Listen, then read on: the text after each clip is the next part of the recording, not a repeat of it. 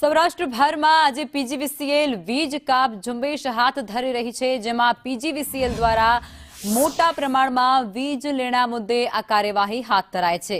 પીજીવીસીએલની ટીમો દ્વારા વીજ ચેકિંગ કરાશે। કરોડો રૂપિયાના બિલ બાકી હોવાથી આ કાર્યવાહી હાથ ધરવાની ફરજ પડી છે। અનેક સરકારી કચેરીઓના પણ વીજ બિલ બાકી છે। પોરબંદર પીજીવીસીએલ દ્વારા વીજ કનેક્શન કાપવાની ડ્રાઈવનું આયોજન કરાયું છે। પોરબંદરમાં ગ્રાહકોનું 40 કરોડ જેટલું વીજ બિલ બાકી છે। આ તરફ ગીર સોમનાથમાં વીજ કનેક્શન કાપવાની ડ્રાઈવ યોજાશે। જામનગરમાં પણ કંઈક આવી સ્થિતિ છે। જામનગરમાં પણ પીજીવીસીએલ ડ્રાઈવ કરશે। જામનગર સહિત હાલાર પંથકમાં સરકારી કચેરીઓના વીજ બિલ બાકી છે। સરકારી કચેરીઓના ₹5.78 કરોડ જેટલું વીજ બિલ બાકી છે। 2 બિલથી વધુ ચડત બાકીદારોના વીજ કનેક્શન કાપી દેવામાં આવશે। મેગા ડિસ્કનેક્શન ડ્રાઈવ હાથ ધરવામાં આવી છે પીજીવીસીએલ દ્વારા।